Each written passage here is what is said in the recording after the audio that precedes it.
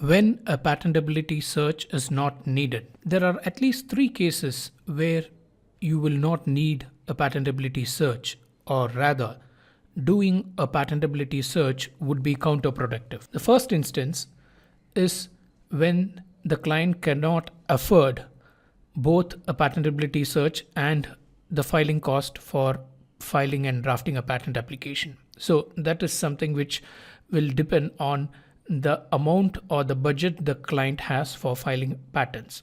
So if the client operates on a tight budget, then it would not be advisable to go in for a patentability search report followed by the filing and drafting of a patent itself.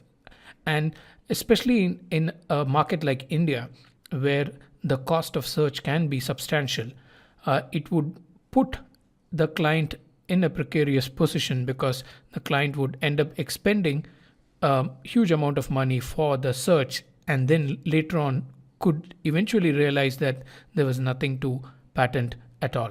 So the first thing to consider is the affordability, or whether the client can afford a search report to be followed by the filing of a patent application itself. The second instance where you would not advise a patentability search report is where there is not enough time. The client has come up with a disclosure and there is very little time for you to do a search. So in such cases, you would rather prepare and file the patent application itself. This could be a result of either the client wanting to publish a paper, like say if the client is a professor in a university, he could be in a hurry to publish his paper. So you would not then get into a patentability search report. You would rather file a provisional if that is the best course to follow. Or the client would want to release a product, or there could be some interest in filing abroad. In all these cases, you would not go in for a patentability search report because timing could be critical.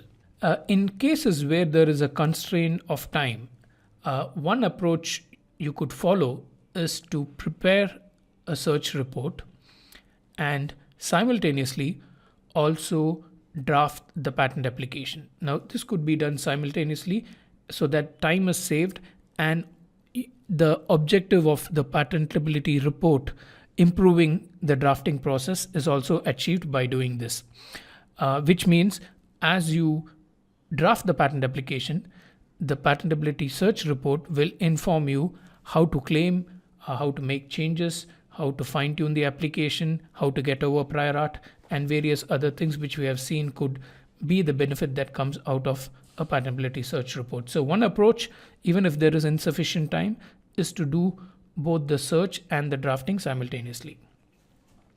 The third reason why you would not go in for a patentability search report is when there is nothing that will be achieved by generating a patentability search report.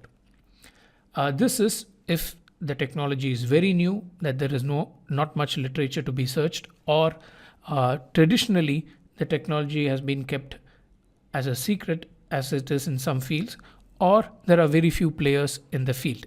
So in all these cases, you would not go in for a patentability search report because there is nothing much to be achieved by getting one.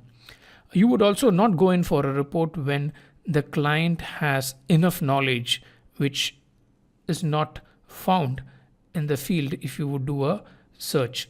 For instance, some university professors may have cutting-edge knowledge about their field, which would be much better than what you would normally get by doing a search report. So these are the conditions in which you would not go in for a search report. But the search report, as we have already shown in our earlier lessons, could bring substantial value into the drafting process.